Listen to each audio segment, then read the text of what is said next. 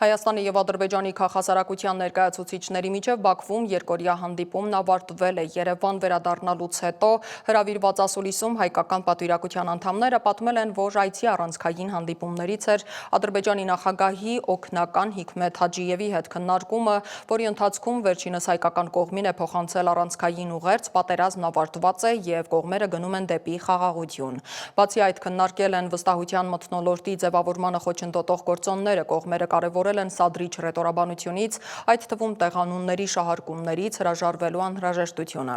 Անդրադառնալով ռազմագերիների զգայուն հարցին, Հաջիևը ըստ պատվիրակության հավաստիացրել է, որ ակտիվ բանակցային գործընթաց է ընթանում հայկական կողմի համար, որևէ սահմանափակում չի եղել այդ հարցը բարձրացնելու համար։ Ինձ համար չափազանց կարևոր է այս մեսիջը մեր միջոցով, ինչպես իրենք նշեցին, փոխանցել Հայաստանի հասարակությանը, որ իրենք ցանկանում են Հայաստանի հետ համապարփակ եւ երկարաժամկետ խաղաղություն կառուցել ու պատրաստ են այդ ճանապարհով գնալ առաջ, եւ որ երևի թե նաեւ չափազանց նորից կարևոր է, որ Ադրբեջանը Հայաստանի նկատմամբ որևէ տարածքային պահանջ չունի։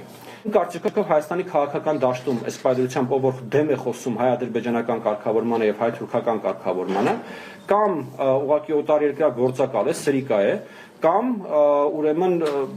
ապաքաղաքական ապուշ է, որը որ չի հասկանում թե ինքը ինչ է խոսում։ Ես այլ տարբերակ Հայաստանի քաղաքական դաշտում բացատրելու մարդկանց դեմ լինելը հայ-ադրբեջանական եւ հայ-թուրքական կարգավորմանը պարզապես չեմ տեսնում։ Եթե Երևանյան հանդիպման ժամանակ մենք համոզվեցինք, որ մենք իրար հասկանում ենք, այս Բաքվի այցելության ընթացքում մենք համոզվեցինք, որ ինչ որ մենք խոսում ենք, տեղ է հասնում։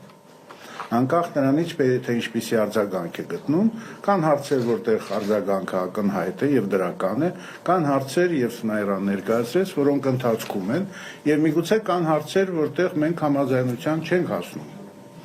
Դա բնական է այդպիսի բարդ գործընթացում, ինչպիսին հայ-ադրբեջանական